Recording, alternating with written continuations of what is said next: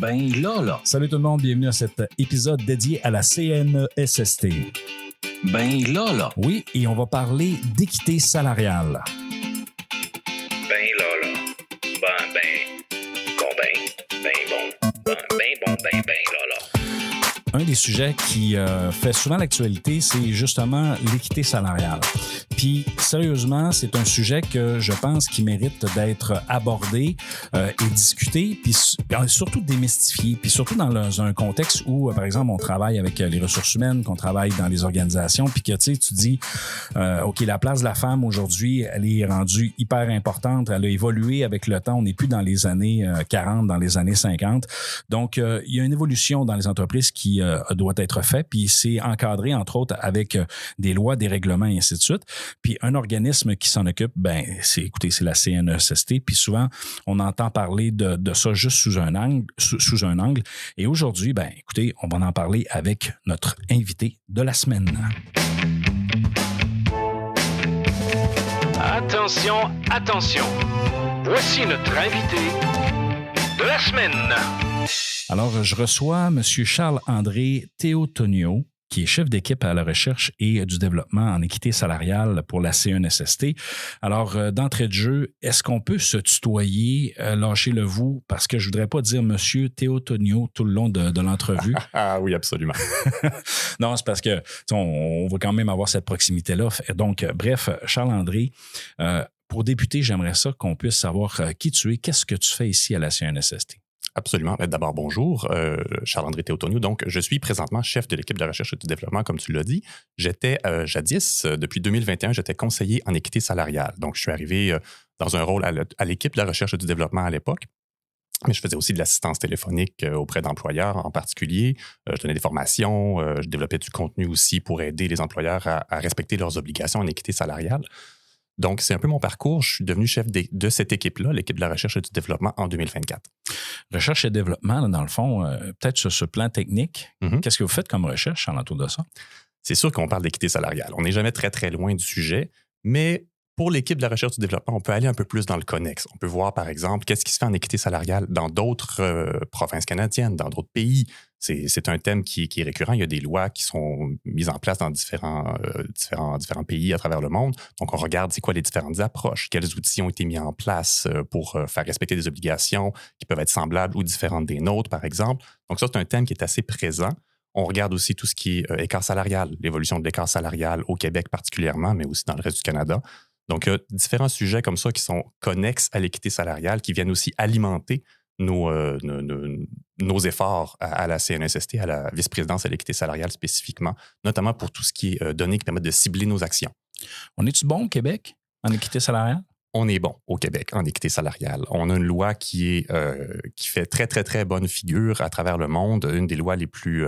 Déjà, elle était avant-gardiste quand elle a été promulguée et encore à ce jour, elle est avant-gardiste. On a une loi qui, je pourrais en parler assez longuement, une loi qui est notamment proactive, donc qui nécessite des employeurs de faire la démonstration en amont qu'il n'y a pas de discrimination systémique fondée sur le sexe.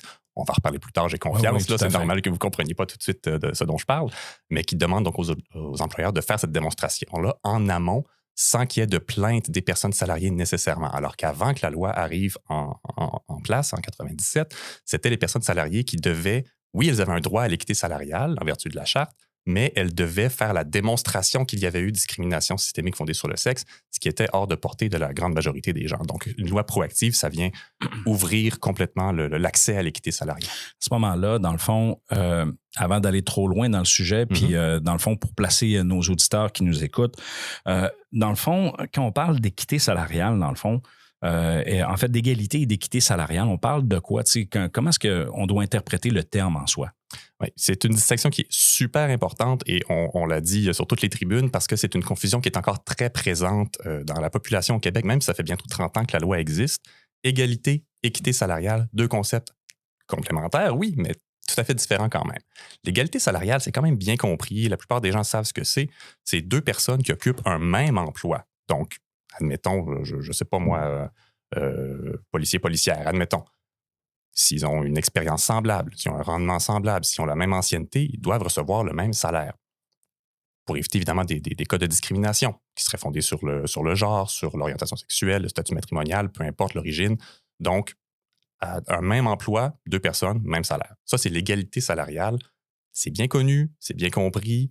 Je ne dis pas que c'est parfaitement appliqué partout, mais l'équité salariale, c'est malheureusement un cran de complexité un petit peu plus élevé, qui nécessite un peu plus d'explications pour que les gens puissent saisir. On ne parle pas d'individus quand on parle d'équité salariale, on parle d'équité entre les emplois. Donc, on ne parle plus de, admettons, Monique versus Gérard dans un poste, on parle de le poste d'adjointe administrative, par exemple, est-ce qu'il est payé à la juste valeur de ses exigences réelles sur le terrain? On va aller un peu plus loin sur le sujet tantôt, là, mais l'idée générale, c'est ça. On le résume généralement en disant 2 emplois différents qu'on jugerait qui ont une valeur équivalente doivent recevoir un salaire égal. C'est le principe général de l'équité salariale. Ça veut dire que c'est pour ça, dans le fond, que l'égalité, l'équité, c'est là qu'on peut avoir une confusion parce que souvent, dans le fond, les postes sont occupés par des gens qu'on connaît. Exactement. Puis là, il y a un volet aussi personnel qui est associé à ça. Puis, tu sais, être capable de dire, ben telle personne fait ça, mais des fois, on en fait plus que pour ce qu'elle est payée puis ce qui est déterminé. Donc, ça l'amène un enjeu. Mais encore aujourd'hui, en 2025, il y a encore des employeurs qui payent moins cher les femmes. C'est ça que je comprends. C'est pas exactement ça qu'il faut comprendre. Et d'ailleurs, je vais apporter une nuance importante ici. Tantôt, j'ai mentionné la discrimination systémique fondée sur le sexe. Ouais. Donc, systémique, ça m'a marqué, cette phrase. C'est ça. Systémique, ça veut dire que c'est imbriqué dans nos systèmes. Puis pour que vous compreniez ce que je veux dire avec ça, il va falloir que je fasse un petit retour historique. Là. Oui. Mais là, ce que je veux pour l'instant souligner, c'est que c'est pas l'employeur qui choisit de moins payer un emploi féminin. Parce qu'on en parle plus d'emplois féminins que de sous-payer des femmes. Là. C'est plus des emplois féminins. C'est quoi la différence d'emploi féminin? Ça, il faut que tu m'en parles de ça. Oui. Bref. Effectivement. J'ai beaucoup de choses à expliquer. Oui, prenons une chose à la fois, mais juste clarifier, c'est quoi un emploi féminin? Puis on va revenir sur ton... en fait, pour continuer dans ce que tu expliquais. En fait, je vais peut-être même... Sans contredire, je vais peut-être commencer par mon petit parcours historique parce que je pense que ça va répondre en même temps à la question de l'emploi féminin. Bon, allons-y. Donc, tu l'as dit en introduction, oui. On n'est plus dans les années 40, c'est vrai, mais remontons dans les années 40, là, vite fait. Là. Okay. Un moment où les femmes étaient généralement, très majoritairement même, confinées à un rôle de ménagère, de rôle de soutien à la famille, de soins des proches. Elles étaient à la maison. Le milieu du travail, c'était un milieu qui était très masculin. On n'est plus là aujourd'hui, bien sûr. Les femmes ont éventuellement sont entré sur le marché du travail, mais le contexte dans lequel elles sont entrées sur le marché du travail, d'une part, c'est dans un contexte où on ne voulait pas qu'elles soient payées autant qu'un homme, parce que c'était contraire au rôle social qu'on leur voyait. On ne voulait pas que les femmes soient trop tentées de sortir de la maison. On considérait que c'était le bon endroit, c'était de faire des tâches à la maison, c'était ça leur rôle et leur naturel. Donc, quand elles sont entrées sur le marché du travail, d'une part, on le voyait dans les conventions collectives, là, il y avait une colonne homme, il y avait une colonne femme. Là. Le salaire était, d'une part, totalement différent. Même dans les conventions collectives, dans ce temps-là? Ah oui? J'ai travaillé dans des archives, j'ai vu des conventions collectives où il y avait les 2 colonnes. Je vous donne l'anecdote personnelle. Là. Sérieux? Ça choque aujourd'hui. Tu dois pogner un 2 minutes quand tu vois ça, là, par exemple. C'est pour ça que je m'en souviens. Effectivement, pogner un 2 minutes, comme tu dis. Mais bref, c'est pour dire qu'elles sont entrées sur le marché du travail déjà à la base dévaluées, fondamentalement. En plus, là où elles sont allées sur le marché du travail, c'était la continuité de ce qu'elles faisaient à la maison. Et encore aujourd'hui, c'est très présent. Quand on regarde les statistiques sur le marché du travail, les femmes sont très majoritairement dans les milieux de la santé, milieu de l'éducation. Donc, une continuité de ce qu'elles faisaient déjà dans leur rôle à la maison. Et ça a eu un effet pernicieux. Parce que quand elles sont arrivées sur le marché du travail, quand on paye quelqu'un, là, on décide le salaire qu'on lui donne, on regarde ce qui se passe au travail, on regarde quelles qualifications ça exige, on regarde les efforts qui sont requis, on regarde les inconvénients qui peuvent être vécus dans le cadre du travail, les inconforts, on regarde le nombre de responsabilités qu'on assume, par exemple. On regarde tout ça, puis on en vient évaluer comme, OK, ça mérite tel salaire. Hein? Mais quand les femmes sont arrivées sur le marché du travail, toutes ces questions-là d'analyse, c'était tellement naturel de les voir occuper ce rôle-là qu'on n'a pas vu les efforts que ça pouvait requérir par exemple, de s'occuper d'enfants, l'effort physique que ça peut représenter de soulever un enfant. On le voit pas, c'est naturel, les femmes font ça, c'est leur rang. C'était comme du acquis à ce moment-là aussi. Là. C'est ça. C'est une évidence. Sans vouloir mal faire, encore une fois, là, tout ce que j'ai dit là, j'ai l'air de dire c'était des gros méchants. Non, c'était c'était la logique de l'époque. C'était logique à ce moment-là. Tu sais, la société était aussi fondée comme ça. Les familles, ils n'étaient pas 2 par famille, là. C'était 7, 8, 10, 12 enfants. Tu sais, effectivement, l'homme allait chercher l'argent pour faire vivre la famille, mais ça prenait toujours bien quelqu'un pour gérer la famille, là. Tu sais, juste la logistique de nourriture, de ménage, d'entretien, tu sais, c'était tout un job, là. Sérieusement, là, chef d'équipe de 12 personnes, là, puis avec différents groupes d'âge, c'était tout un défi. Non, sérieusement, si on le voit dans cette perspective-là organisationnelle, tu te dis, c'était incroyable ce qu'il faisait, là. Puis je me demande si l'homme, il partait pas travailler, aller se reposer à la place de... Tu comprends ce que je veux dire? Moi, j'ai 3 enfants, je peux dire que des fois, je me sens comme ça, effectivement, le matin, quand j'arrive au travail. C'est ça. Confirme.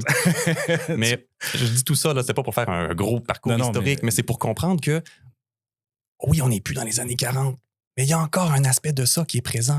Cette d'évaluation-là. Les salaires ont été fixés, puis à partir de là, ils ont évolué. Les salaires féminins ont évolué, certes. On n'a plus des conventions collectives comme dans ce temps-là.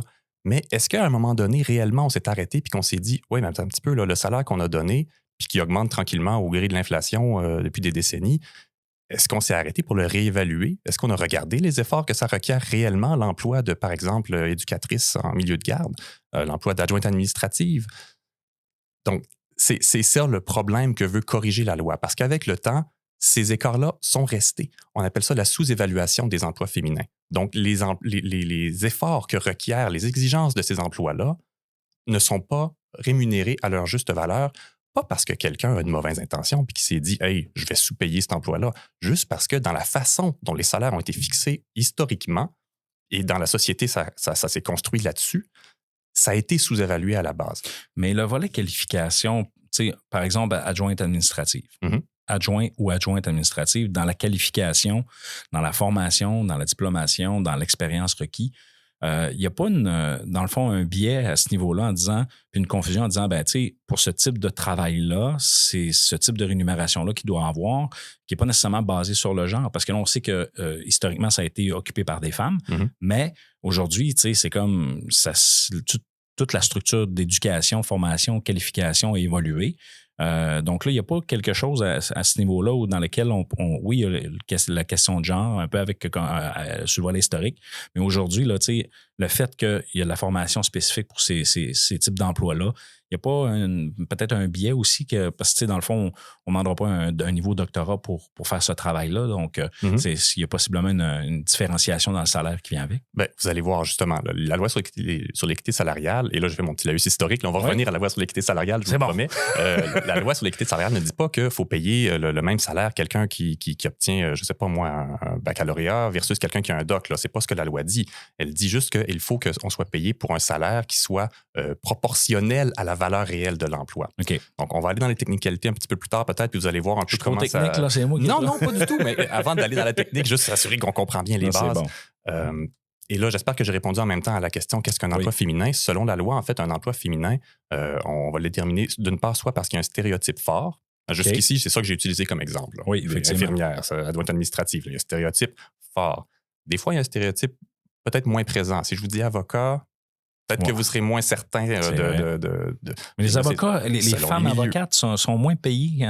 Pas nécessairement, mais c'est simplement pour déterminer si c'est un emploi qui est féminin ou masculin. C'est plus ça que je veux dire. Donc, des fois, il y a un stéréotype fort, des fois, non. Donc, il y a d'autres critères à regarder aussi. Est-ce que, historiquement, dans l'entreprise, ça a été surtout des femmes qui ont occupé cet emploi-là? Alors, si oui, même s'il n'y a pas un stéréotype fort, on pourrait le considérer féminin aux yeux de la loi pour pouvoir voir si, dans l'établissement de son salaire, il y aurait pu avoir une discrimination systémique fondée sur le sexe. Donc, j'ai parlé de historiquement, majoritairement aussi. Est-ce que maintenant, c'est plus des femmes en ce moment que des hommes qui occupent l'emploi? Ça, c'est un autre critère qui peut être utilisé.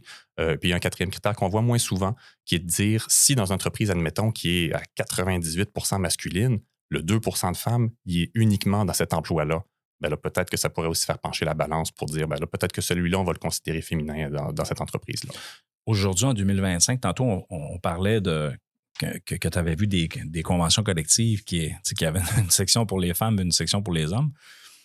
Aujourd'hui, en 2025, le fait qu'il y a quand même des conventions collectives qui sont unifiées, est-ce que ça permet en quelque sorte de diminuer un peu puis en fait, d'avoir un peu plus d'équité à l'intérieur de la rémunération puis des conditions de travail? C'est certain que des conventions collectives comme ça, on n'en verrait plus aujourd'hui. Là, mais ça, c'est de l'égalité salariale, voyez-vous. Ça, c'était un exemple que je vous ai montré pour me voir un peu le contexte dans lequel on était, mais c'est de l'égalité salariale, de dire que là, parce qu'on est une femme, on diminue le salaire. L'équité salariale, c'est plus de voir est-ce que l'emploi, la profession est sous-payée par rapport à ce qu'elle vaut réellement. Donc, on regarde moins est-ce que toi, individu, tu es une femme ou un homme. Okay. On s'en sert pour essayer de juger si l'emploi, on doit le considérer féminin ou masculin. Ce sont des indices qui peuvent nous aider à déterminer ça.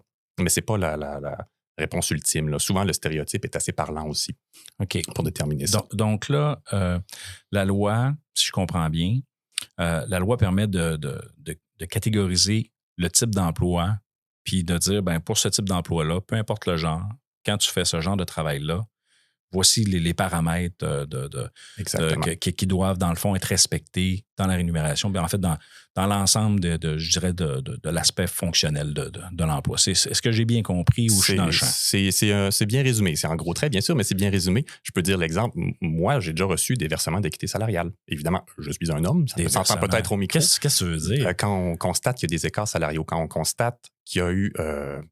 en fonction de la valeur de l'emploi, on constate que le salaire n'est pas proportionnel à la valeur.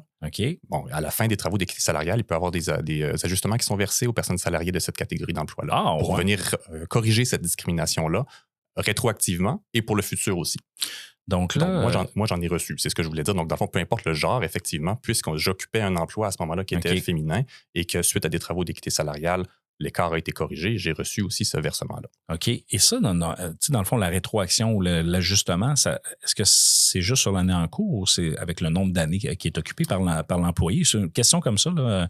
Je sais que c'est peut-être technique, là, mais... C'est technique, puis j'ai envie de répondre que je vais répondre en montrant l'ensemble de la technicalité. Mais peut-être avant de plonger vraiment dans le comment ça se fait l'équité salariale, je voudrais peut-être juste donner un exemple que moi, je trouve très parlant et qui permet aussi de comprendre un peu c'est quoi les travaux d'équité salariale de façon schématique un peu. Là.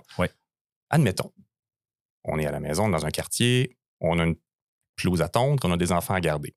Admettons, là, puis là, Benoît, je te prends à partie pour ça, là, juste pour l'exemple, là, c'est pas pour te juger, promis, là, mais admettons, on embauche le petit Julien pour tondre la pelouse. Je dirais que tu le payes combien pour le travail à peu près? Ah, écoute, ça va dépendre. Je vais payer, en fait, au travail. C'est-à-dire que si, mettons, je vais donner 20$, fais ma pelouse. Parfait. Je n'irai pas à l'heure. Je vais y aller au 25 ou 30, tout dépendant, bien sûr, de la superficie. Mais mettons, chez nous, là, je donnerais 20$. C'est ce que je donne à mon fils quand il le fait. OK, parfait. On a un bon exemple concret en plus. C'est bon. Admettons maintenant, on a le petit Julien, mais admettons la petite Julie. On lui demande de venir garder les enfants un soir, on va au restaurant, garde les enfants pour la soirée. À la fin, on lui donne combien à peu près? Encore une fois, c'est pas pour te juger, là, c'est juste pour l'exemple. Non, mais écoute, dans mon temps, là, parce que là, mes jeunes sont plus vieux, mais là, mettons, quand on faisait garder, là, mettons, 7-8 ans, écoute, on donnait quoi? 5$ de l'heure à peu près. Donc, si on partait 3 heures, ben non, c'était plus que ça. De toute façon, si on les payait pas assez, on n'avait pas de gardienne. Donc, je te dirais, mettons, pour un 3 heures, j'étais aux alentours de 30 à 40$. Ça jouait à ça pour une soirée. Mais minimum. Mettons qu'on ramène ça à salaire horaire. Je suis peut-être cheap. Là. Peut-être qu'il y en a qui vont nous entendre et dire hey, mais comment est-ce qu'il a fait pour... Peut-être, mais il y a des études qui ont regardé ça. Puis là, je n'ai pas les chiffres avec moi sur combien ils ont vu que c'était payé, mais c'est la tendance générale. Là. On est pas mal dans ces ratios de salaire-là. C'est pas pour rien que je prends l'exemple. Je savais où j'allais avec ça, imagine-toi donc. Donc, admettons, là, le petit Julien, on l'a payé 20$ pour un job qui a pris peut-être 1 heure à peu près. C'est ce que je comprends. Donc, 20$ de l'heure. La petite Julie, on lui a donné, mettons, 40$ pour 3 heures. À peu près. Mettons, on s'entend que c'est salaire horaire, on est en delà du 20$. En deçà, pardon, du 20$. Mais là, si on s'arrête une petite seconde, mettons, on regarde mes 4 critères que j'ai vus tantôt. Là. Qualification, les responsabilités, les efforts requis, les inconvénients qui sont vécus. Donc, mettons, notre Julien qui a tondu la pelouse. OK, il y avait un pas pire effort. OK, c'est quand même pas ça, tondre la pelouse. Hein? On l'a fait, on le sait. Qualification, non. Il n'y a pas de diplôme pour faire tondre une pelouse. On n'a pas besoin de ça. Inconvénients et risques. Il faisait peut-être chaud, peut-être qu'il y avait une petite bruine, je ne sais pas. Il y a peut-être effectivement quelques inconvénients. Et responsabilité assumée, peut-être pas qu'il endommage la cour, admettons. Somme toute, si on devait faire un pointage à tout ça, on aurait un pointage relativement bas, j'ai l'impression. Absolument. On regarde maintenant la gardienne, on regarde Julie. Qualification, ça prend un diplôme pour garder les enfants. Ça prend le cours de gardien averti. Un diplôme, je ne sais pas. En fait, je ne sais plus s'il donne un diplôme avec ça, mais il y a un cours. C'est comme tu dis, c'est un petit cours. Puis, c'est ça, le cours de gardien averti. Moi, je l'ai fait quand j'étais jeune aussi. Voilà, Donc, moi aussi, ça d'ailleurs. date quand même. On regarde les responsabilités. On lui confie la vie de ce qu'on a le plus cher à la maison. Ça, là. c'est sûr. Gérer la santé des enfants, Très les important. nourrir, les coucher, et tout s'il y a des médicaments à donner, des choses comme ça. Toute cette responsabilité-là, c'est quand même important. On regarde les efforts requis. Ceux qui ont des enfants sauront que c'est pas léger non plus les occuper, surtout s'ils sont peut-être en crise de ne pas avoir leurs parents à la maison. Bon, hein? Donc, des efforts assez importants, efforts psychologiques, mais physiques aussi. On regarde inconvénients et risques, un peu dans la même lignée. Là, effectivement, il y a quand même pas mal d'inconvénients qui peut y avoir. Donc, si on devait mettre un pointage à tout ça et les comparer, on constaterait que notre Julien aurait reçu un pointage relativement bas pour un salaire de 20 $ de l'heure. Admettons, je mets des chiffres là, pour qu'on se comprenne. Là, mettons 20 $, il aurait reçu 200 points, admettons, sur 1000. On regarderait maintenant la gardienne d'enfant, on lui donne un pointage, on évalue, mettons 500 points. Puis on lui aurait dit, je ne sais pas qu'est-ce qu'on avait dit pour le salaire, là, mais admettons qu'elle gagne 15 $ de l'heure, admettons. Bien là, maintenant, on a un salaire qui est plus bas pour une valeur plus élevée que notre petit Julien, lui, qui a une valeur relativement bas, mais pour un salaire haut. Ça, c'est un cas assez patent de discrimination systémique fondée sur le sexe. Parce qu'il n'y a personne qui veut mal faire là-dedans. Il n'y a personne qui s'est dit « Ah non, mais je ne veux pas payer Julie plus que Julien, voyons donc, ça n'a pas d'allure, c'est une femme. » Non, c'est pas ça. C'est juste parce qu'on se parle dans le voisinage. C'était comme ça quand j'étais jeune, c'était le montant qu'on donne à peu près. On a dans notre tête que c'est ça qu'on doit donner. C'est un peu ça la convention sociale. Tout le volet responsabilité qui est attaché à la tâche aussi. Puis, tu sais, je pense que tu as dressé un beau portrait sur justement ce que ça demande aussi pour être capable de dire par rapport à tel job, et ainsi de suite. Mais, tu sais, c'est sûr que le volet, par exemple, de la tondeuse, ça va y prendre peut-être 1 heure, puis c'est maximum, puis après ça, il va être parti. Ça va être moins payant que lui, tandis que l'autre, sur la durée, ça va peut-être être plus payant, mais je suis d'accord sur le fait de dire, si on le prend sur la base du taux horaire, là, à ce moment-là, tu dis, OK, on devrait peut-être réajuster notre taux horaire par rapport à la... Tu sais, oui, puis tu l'as bien dressé, cette particularité-là. Puis ça, ce sont des travaux d'équité salariale. C'est ce qu'on vient de faire. On a évalué nos emplois, puis on a regardé la valeur versus le salaire. Mais ça, j'ai une sous-question par rapport à ça, parce que la loi sur l'équité salariale, corrige-moi si je me trompe, mais là, on en a une au Québec.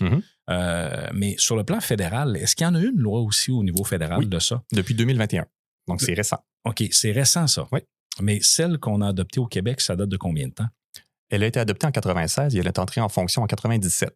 Okay. Donc, ça fait bientôt 30 ans que la loi a été adoptée au Québec. OK, donc là, on a comme quasiment 30 ans d'avance quasiment sur... avant-gardiste. Avant-gardiste. Mais là, maintenant, dans le fond, c'est les entreprises à charte fédérale qui sont au Québec qui doivent s'adapter, dans le fond, je présume, à la loi fédérale. Exactement.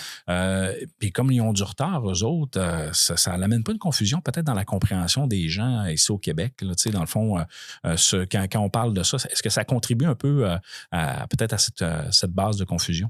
Un petit peu, mais ce n'est pas le facteur déterminant parce que soit une entreprise est assujettie à la loi québécoise, soit elle est assujettie à la loi fédérale. Donc, c'est l'un ou l'autre. Donc, les deux ne se croisent pas. C'est vraiment là, c'est mutuellement exclusif.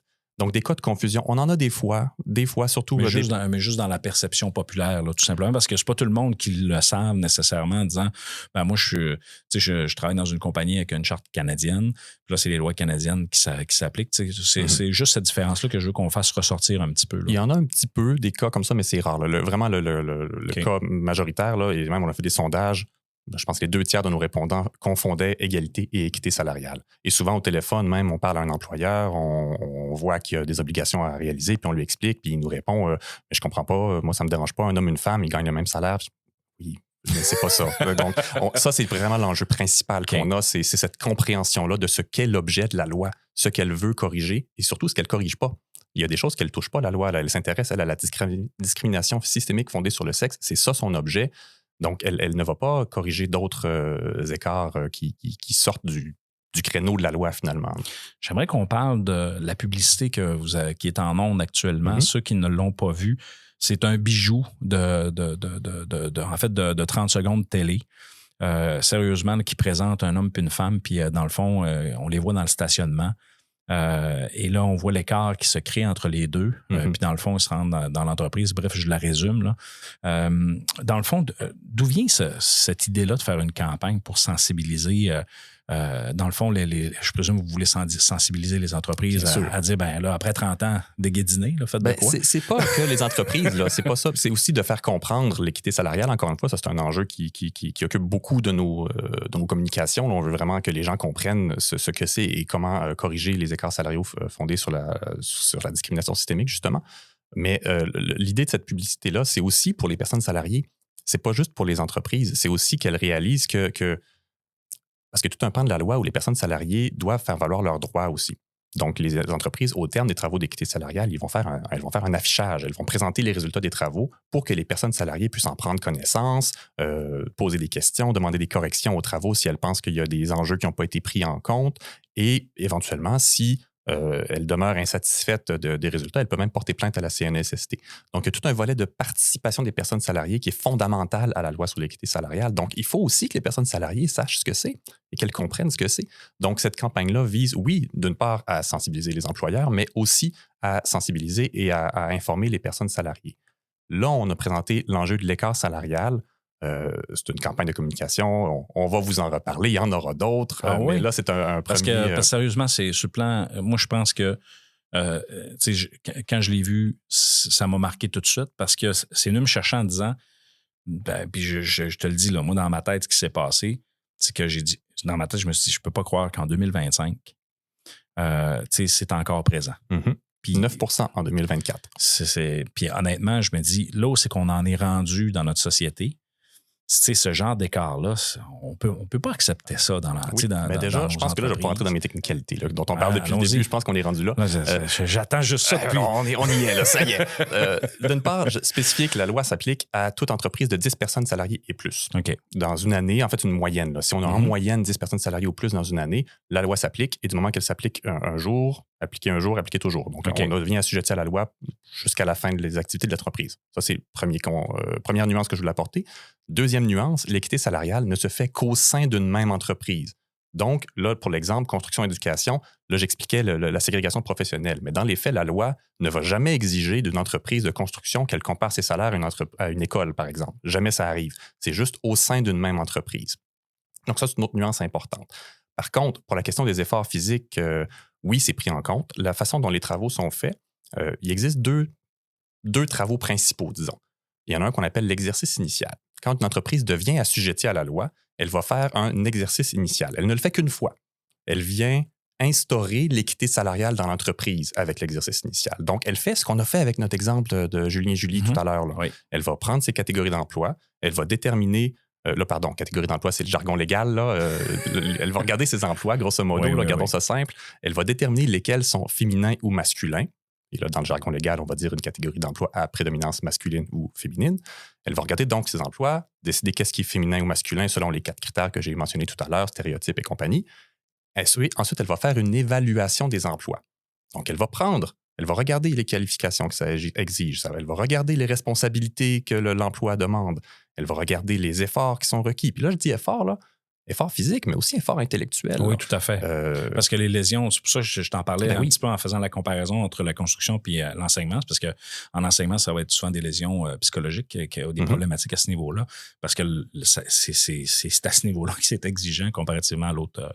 Bref, je te laisse continuer. Tout à fait. Donc, je t'ai rendu aux efforts et les inconvénients requis, donc vécus sur le milieu de travail. Donc, on va faire une évaluation. Donc là, après ça, là, je donne les 4 grands critères, mais il y a des sous-critères qu'on peut utiliser aussi pour être plus précis encore dans notre évaluation. On va évaluer nos emplois, leur accorder un pointage à la lumière de cette évaluation-là, et ce pointage-là, ensuite, on le compare à la rémunération qui est gagnée. Et là, c'est pour ça que je disais à valeur égale, un salaire égal. Donc, si on regarde un emploi qui obtient 300 points, un autre qui obtient 300 points, puis qui n'ont pas le même salaire, si la catégorie d'emploi féminine, admettons, gagne $1 de moins que la catégorie d'emploi masculine à la même valeur, alors la loi exige qu'on vienne corriger cet écart-là. Donc, pour l'exercice initial, ça veut dire qu'en date de l'exercice, au moment où il est réalisé, on vient octroyer une hausse au salaire de la personne, des personnes, en fait, qui occupent cette catégorie d'emploi-là, peu importe que ce soit des hommes ou des femmes. Pour cette entreprise-là. Pour cette entreprise-là, au sein de l'entreprise. Et elle va apporter donc un ajustement salarial à cette entreprise-là. Ça, c'est l'exercice initial. L'évaluation du maintien, Ça, c'est récurrent. OK. Juste juste une parenthèse. Avant qu'on aille plus loin là, avec le maintien, c'est que est-ce que les entreprises qui entament une démarche d'équité salariale peuvent comparer, par exemple, leur situation à une moyenne, par exemple, québécoise dans leur secteur d'activité? Ils ont-ils accès à de l'information de base pour guider leurs travaux? Ben, c'est vraiment juste par rapport à leur entreprise. Normalement, c'est vraiment au sein de l'entreprise. Donc, on regarde vraiment au sein d'une entreprise. Parce qu'en même temps, on dit un emploi je donne l'exemple d'adjointe administrative depuis tantôt, mais l'emploi d'adjointe administrative peut être très différent d'une entreprise à l'autre. Les exigences, les responsabilités, peut-être qu'il y a un aspect de comptabilité aussi dans cette loi-là, dans une entreprise puis pas dans une autre. Donc, la loi vise vraiment au sein d'une même entreprise. Ceci dit, il y a quelques cas d'exception où il peut y avoir des regroupements qui sont autorisés. Mais là, on est vraiment dans l'exception. Là. C'est quelque chose qui arrive plus souvent. Non, je pose la question parce que, tu sais, je me dis, là, par souci d'efficacité pour les entreprises, ça serait le fun, tu sais, d'avoir accès à un comparatif, à comment ça se passe dans le secteur. Parce que dans toutes les... Tu sais, dans le fond, là, possiblement que c'est impossible à faire, mais tu sais, je lance ça comme ça en disant, ben, tu sais, si j'ai une entreprise X, puis que dans mon secteur d'activité, j'ai accès, par exemple, au ratio ou à la façon ou à, tu sais, un hub, un peu comme un gros hub, en disant, ben, je vais être capable d'aller devoir consulter, m'inspirer, puis de voir, puis à ce moment-là, je pourrais peut-être aussi organiser ma structure d'entreprise, tu sais, améliorer ma performance à l'aide de ça aussi, parce que, tu sais, quand tu le fais, c'est pas juste de dire... je vais avoir, dans le fond, rémunéré à façon juste et équitable mon employé ou, en fait, ce poste-là, c'est d'être capable aussi de dire, ben moi, ce poste-là, finalement, il est peut-être mal défini.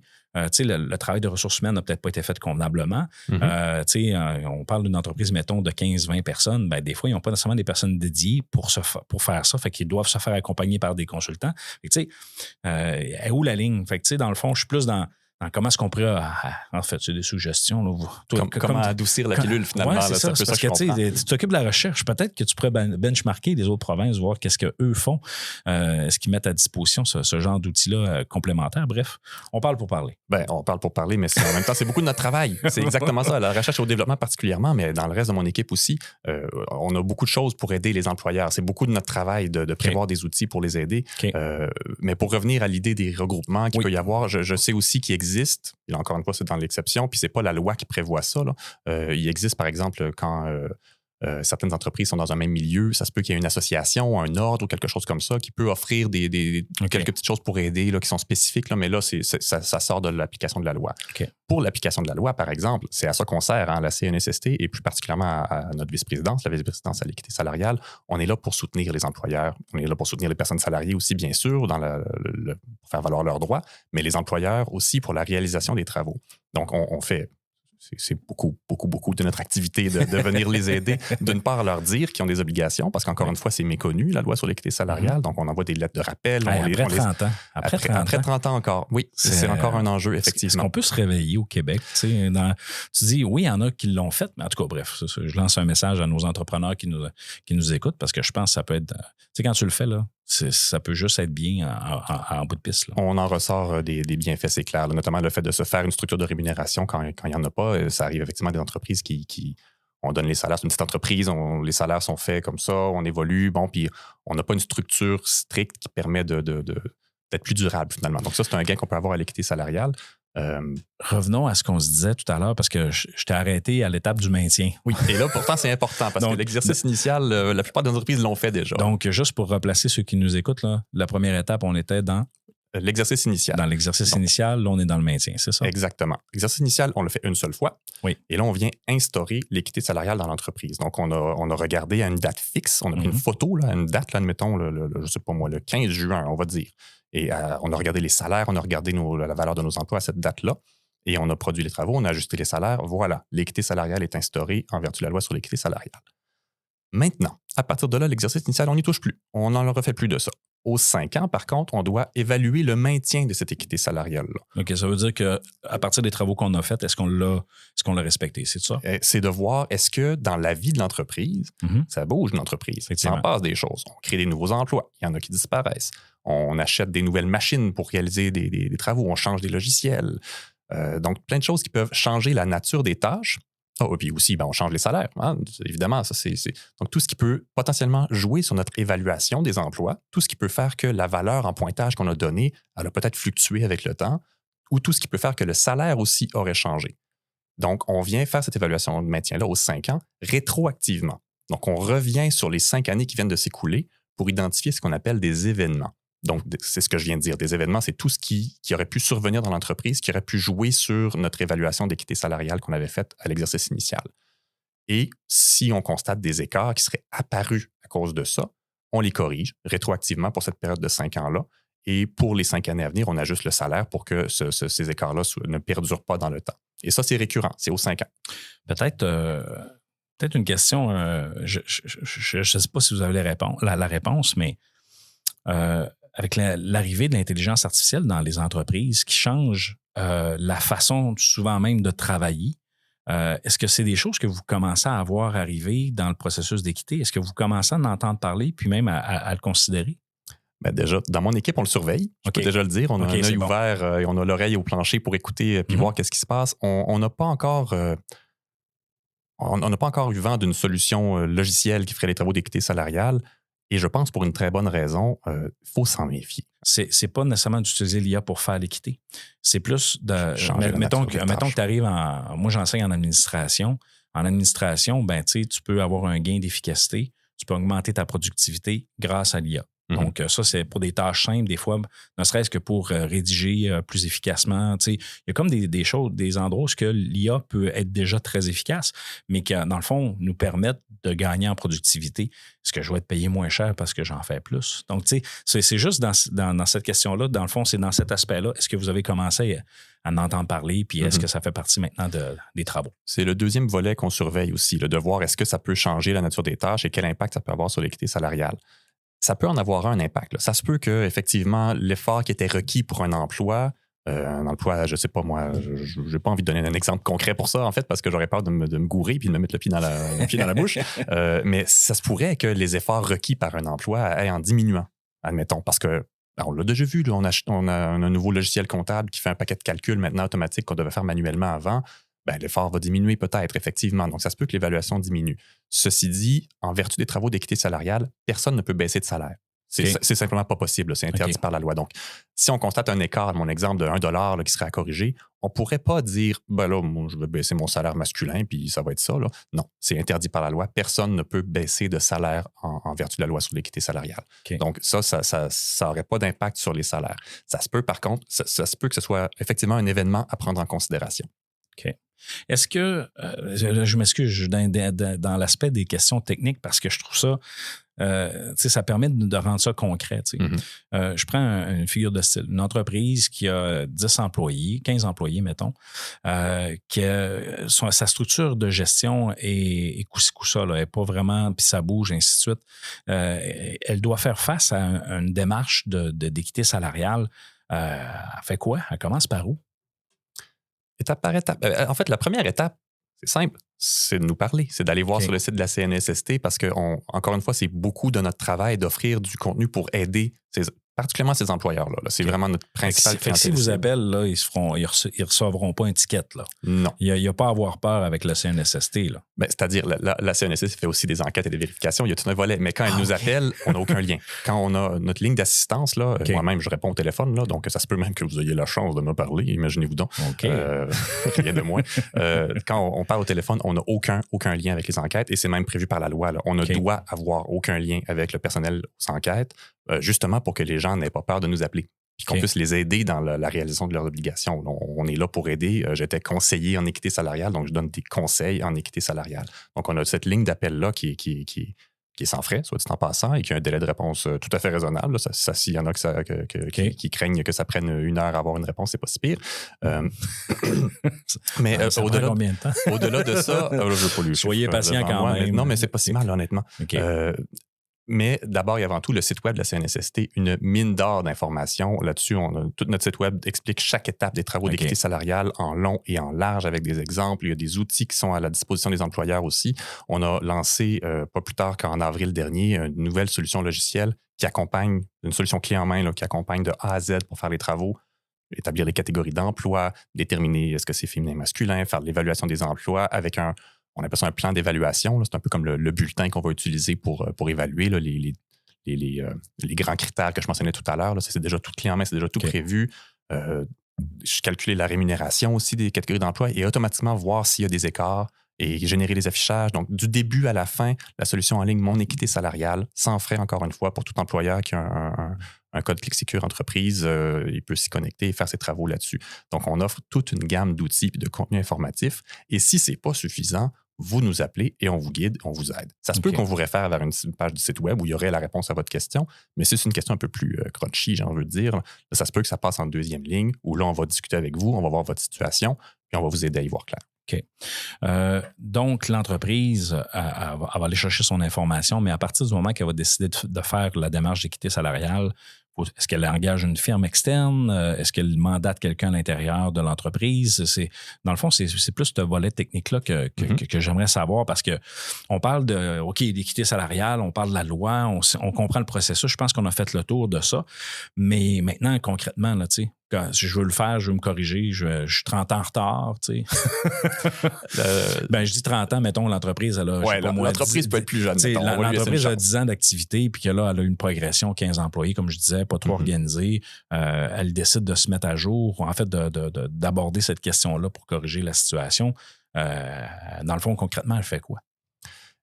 Toutes les options que tu as mentionnées sont valides. Okay. Elle peut effectivement passer par une firme, des firmes spécialisées qui ne font que ça, qui font des travaux d'équité salariale. Il y a le montant qui vient avec, bien sûr, là, mais c'est une possibilité. Elle peut effectivement demander à quelqu'un dans son entreprise s'il y a quelqu'un au RH, par exemple, ou en comptabilité. Des fois, ça arrive aussi, on envoie. Okay. Donc, on peut demander à quelqu'un dans l'entreprise de faire les travaux au nom de l'employeur. C'est aussi une possibilité. Okay. Il peut les faire lui-même, les travaux, bien sûr. C'est aussi une possibilité. Mais en tous les cas, ça c'est quand même important de le souligner, c'est l'employeur qui est responsable des travaux. Okay. Donc, même si la firme fait des travaux, s'ils sont mal faits, c'est l'employeur qui en est responsable et qui peut être tenu responsable si jamais il y a une plainte de personnes salariées qui mène à une enquête et à une décision éventuellement. Une fois que les travaux sont complétés, est-ce qu'ils ont quelque chose à faire avec la CNSST pour dire, moi, voici ce que j'ai fait? Est-ce qu'ils doivent rendre compte finalement à la CNSST de leurs travaux? Tout à fait. Les travaux eux-mêmes ne sont pas envoyés à la CNSST. Par contre, souvent, là, ça arrive, là, on se fait poser la question au téléphone, comment je vous envoie ça maintenant? Puis les travaux eux-mêmes ne sont pas envoyés par défaut à la CNSST. Par contre, les employeurs doivent produire aussi une déclaration. On l'appelle la DEMES, la déclaration de l'employeur en matière d'équité salariale. Donc, c'est une déclaration qui est faite... selon la situation, ça peut être annuel. À partir du moment où on fait des travaux, par contre, c'est à chaque obligation. Donc, si je fais mon exercice initial, par exemple, je viens produire une déclaration. Là, c'est un petit formulaire. Là, les travaux d'équité salariale peuvent prendre du temps. Ça, je ne vais pas le cacher. Là, ça peut prendre plusieurs, même semaines de travail des fois, là, si les situations plus complexes. Mais produire une déclaration, c'est quelques minutes. Là. C'est vraiment un petit formulaire à remplir où on vient dire « j'ai fait mes travaux, j'ai fait mon exercice initial, j'ai affiché les résultats à telle date. » Voilà. Et si c'est une évaluation du maintien, même chose. J'ai fait ma première, ma deuxième ou ma troisième évaluation du maintien. Admettons, je l'ai affiché à telle date. C'est une obligation légale, mais c'est aussi une belle façon d'avoir le soutien de la CNSST en continu parce que nous, après, à la CNSST, on se sert de cette base de données-là pour... on a des lettres qui sont envoyées pour rappeler les obligations. 5 ans, c'est long. 5 ans, ça se peut que l'employeur ait changé. 5 ans, ça se peut que le personnel au complet ait changé. Donc, on peut, avec cette déclaration-là, on sait que l'obligation est aux 5 ans. On peut acheminer une lettre, dire hey, en passant, dans 6 mois, tu as une obligation qui s'en vient, comment ça t'es préparé? Et ça, souvent, c'est là que les gens se rappellent ou découvrent des fois qu'ils ont des travaux d'équité salariale à faire aussi. OK. Je trouve ça intéressant parce que, tu sais, ce volet-là, le comment, je trouve ça important qu'on le mentionne parce que des fois, ça peut faire peur. Puis après ça, c'est tout le temps de dire comment est-ce que je commence, par où est-ce que je vais. Tu sais, c'est compliqué. Puis des fois, la CNSST, ils veulent pas nécessairement... Tu sais, des fois, il y a des préjugés négatifs aussi en disant, je voudrais pas avoir une plainte ou je voudrais pas... donc, des fois, t'es mieux d'être en amont puis de prendre le taureau par les cornes et de le faire. Et on est là pour ça. On a parlé tantôt, je t'ai questionné un peu sur l'IA, ainsi de suite, mais j'aimerais savoir, c'est quoi, dans le fond, les défis actuels puis les défis futurs qui sont devant vous en ce qui concerne l'équité? Déjà, encore et toujours, notre premier, c'est la compréhension de ce que c'est, de l'objet de la loi, de ce que ce n'est pas aussi, hein, de ne pas penser que parce que tout le monde est payé égal, c'est réglé. Non, l'équité salariale, comme on l'a vu en long et en large, c'est un petit peu plus complexe et c'est un petit peu plus que ça, disons. Le mythe aussi que l'égalité est atteinte. Ça aussi, on l'a mentionné. Là, c'est aussi un autre enjeu là, mais pourquoi je fais ça? Là, c'est réglé, là, les femmes, les hommes. Non, encore une fois, 9% en 2024. Là, l'écart salarial est encore très présent. Il y a certaines clientèles aussi qui sont plus vulnérables, pour lesquelles la loi est plus difficile déjà à faire valoir leurs droits. On pense aux personnes immigrantes, par exemple, là, qui peuvent arriver, puis là, ils ne connaissent pas les lois du Québec, ils ne connaissent pas les droits qu'elles ont et les possibilités qu'elles ont de porter plainte, le droit à l'équité salariale. C'est plus difficile de les rejoindre, de leur expliquer la loi puis de leur montrer comment défendre leurs droits. Donc, c'est un exemple, mais il y en a d'autres des clientèles. Est-ce que les personnes, quand on parle de personnes vulnérables, est-ce que les personnes en situation de handicap, par exemple, sont embauchées? Est-ce qu'ils les embarquent un peu dans cette clientèle-là? C'est sûr que nous, dans nos actions, on a plusieurs clientèles comme ça qui ont été ciblées. On a une stratégie en vigueur pour essayer de faire valoir davantage. Et oui, les personnes en situation de handicap en font partie, tout comme je crois les personnes... Là, je ne gère pas cette stratégie-là. Alors, excusez-moi si j'en oublie mes chers collègues qui m'écoutent. Là. Je pense aussi aux personnes autochtones, aux personnes âgées, je crois aussi. Les jeunes en font partie aussi. Donc, on a des stratégies. Sont bien identifiés, là, oui. C'est ce qu'on peut en retirer. Oui. Et on adapte nos stratégies pour les rejoindre aussi selon la clientèle. Oui. Parce qu'un autre enjeu qu'on a, qui est très présent, là, qui est même aujourd'hui même et pour les mois qui s'en viennent, c'est que la façon dont la loi est entrée en vigueur puis les modifications législatives qu'ils ont eues ont fait qu'il y a un énorme bassin d'employeurs qui ont la même date ou la même période d'obligation. Et on est dedans. Donc là, les années 2025-2026, là, plus précisément le décembre 2025 puis mars 2026, c'est une énorme vague d'employeurs au Québec qui ont des obligations à respecter en matière d'équité salariale. Donc, c'est aussi pour ça là, que c'est très intéressant de vous parler aujourd'hui, vous et vos auditeurs, pour qu'on puisse avertir tout le monde qu'en passant, ça s'en vient. Ils vont en avoir des affichages qui vont apparaître dans les entreprises. Juste là, on estime environ 39 500 entreprises au Québec qui sont assujetties à la loi au total. Là, c'est notre estimation. Là-dessus, il y en a 17 000 qui ont des travaux entre décembre 2025 et mars 2026. Donc, beaucoup d'employeurs ont des travaux d'équité salariale. Donc, d'une part, conscientiser ces employeurs-là, là, en passant, oui, il y a des travaux qui s'en viennent, peut-être regarder ça, et conscientiser les personnes salariées aussi. Informez-vous parce qu'il va peut-être avoir des affichages qui vont apparaître et que vous sachiez c'est quoi ce document-là que vous regardez. Sachez que vous avez le droit de le regarder. Vous avez le droit de poser des questions. Vous avez le droit de trouver que c'est peut-être pas normal, puis il faudrait que je vérifie. Et vous avez le droit, si malgré tous vos efforts, les travaux, vous jugez qu'ils ne sont pas conformes à la loi ou qu'ils n'ont carrément pas été réalisés, vous avez le droit de porter plainte à la CNSST aussi. Juste à savoir, comment justement les personnes peuvent savoir si l'entreprise est en règle? Y a-t-il une façon de le valider, de voir si elle respecte justement la loi sur l'équité salariale? Oui, mais déjà, s'il y a un affichage, c'est un bon signe. L'affichage fait foi de la réalisation des travaux. On ne fait pas un affichage sans avoir fait des travaux d'équité salariale au préalable. Donc, c'est déjà une bonne raison de penser que les travaux ont minimalement été faits. Après ça, est-ce qu'ils sont conformes? Il faut regarder, là, mais au moins, ils auraient été faits. L'autre possibilité aussi, là, par entreprise, peut-être qu'il y a une direction de ressources humaines qu'on pourrait questionner. Il y a peut-être des collègues qui seraient au courant, c'est une autre possibilité. Mais sinon, vous pouvez aussi, encore une fois, nous appeler à la CNSST. Et moi, je vous parlais de la DOMES tout à l'heure, la fameuse déclaration. Nous, on peut aller voir. Est-ce que l'employeur a déclaré qu'il y avait des obligations, qu'il y avait des travaux à faire ou qu'il a fait des travaux? On peut avoir cette information-là et vous la communiquer. Je terminerai avec, dans le fond, une dernière question parce qu'on a abordé énormément de choses dans cet épisode. En passant, merci de ta générosité parce que ça fait grand plaisir. Même si on est allé de façon technique, je pense que les gens vont apprécier. C'est l'avantage aussi du balado. On est capable de peser sur pause, on est capable de revenir. Donc, c'est le genre d'épisode, des fois, que tu as besoin d'écouter 3 fois. C'est bon pour le nombre de téléchargements. Merci à ceux qui le font. Bref, je terminerai avec la question suivante, dans le fond, notamment sur la loi sur l'équité salariale. On a abordé un peu la question de genre, mais est-ce que ça s'applique vraiment juste aux femmes ou ça s'applique vraiment à tout le monde? Ça s'applique à toute personne qui occupe un emploi féminin. Excusez-moi. Donc, par exemple, je disais que moi-même, j'avais déjà reçu, c'est un exemple. Donc, c'est de dire si l'emploi qu'on occupe est à prédominance féminine et qu'au terme des travaux, on constate qu'il y aurait un ajustement à faire en vertu de la loi sur l'équité salariale, toute personne qui occupe cet emploi-là va recevoir cet ajustement-là au prorata des heures. Tout à l'heure, c'est vrai, tu m'as posé la question, puis je n'y ai pas répondu. Là, quand on fait l'évaluation du maintien, évidemment, c'est au prorata des heures réelles travaillées. Là, on ne va pas payer pour des heures que la personne n'était pas là. Donc, l'ajustement salarial est ajusté selon le nombre d'heures qui a été réellement travaillé pendant la période. Mais toute personne, oui, qui occupe cet emploi-là peut recevoir un ajustement salarial. Donc, si les gens, parce qu'on en a parlé un petit peu aussi tout à l'heure, juste un rappel, les gens qui veulent avoir de l'information sur l'équité salariale, ils vont sur le site de la CNSST.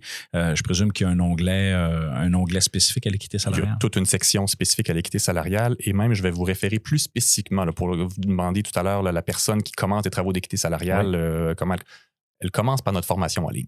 Il y a une formation en ligne. Il y a une formation en ligne qui est sans frais, qui est gratuite, qui peut être écoutée en différé. On a toute une offre de webinaires aussi qui sont disponibles en différé, mais on peut aussi s'y inscrire, encore une fois sans frais, pour des sujets un peu plus pointus, mais aussi des sujets génériques. Les bases de la loi, par exemple. Mais tu sais, tantôt, on parlait de par où commencer. Tu sais, allez vous former, allez en apprendre sur le sujet. Je pense que c'est un bon point de départ et je pense que la CNSST, de toute façon, c'est une bombe d'informations sur le site web. Là. En fait, on n'a pas juste, comment je peux dire ça, l'aspect sur l'équité salariale, il y a une panoplie d'informations disponibles. Donc, je pense que c'est un site à mettre dans vos favoris. Tout à fait. Formation en ligne aussi, même chose. On peut la mettre sur pause, on peut revenir. C'est là, c'est disponible. C'est bon. Écoute, Charles-André, merci. Écoute, je te donnerai une carte chouchou. Tu peux revenir quand tu veux dans mon podcast. Ça me fera plaisir, oui. C'est que tu en penses. Non, mais c'est parce que, tu sais, dans le type de balado que je fais, c'est important d'avoir des intervenants de qualité. Puis quand tu es capable d'avoir l'information à la source, avec des gens qui connaissent ça, qui sont au cœur, ben, tu te dis, OK, ça vaut la peine. C'est sûr qu'on pourra faire peut-être ça à la distance. Je me souviens pas si je l'ai dit au début, mais actuellement, je suis à Québec, directement à la CNSST, dans un magnifique studio que vous ne voyez pas malheureusement. Donc, le kit de bain là s'est installé. Alors, Charles-André, je te remercie beaucoup de m'avoir accordé cette entrevue, puis on se reparle. Merci à toi. Au revoir. Ben là. Alors, les amis, c'est ce qui complète cette entrevue directement de la CNSST à Québec avec Charles-André Théotonio. Merci beaucoup d'avoir pris le temps et bien sûr, vous pouvez nous suivre sur toutes les plateformes disponibles sur benardan.ca et ainsi de suite. Donc, sur ça, il ne me reste qu'à vous dire ciao, ciao.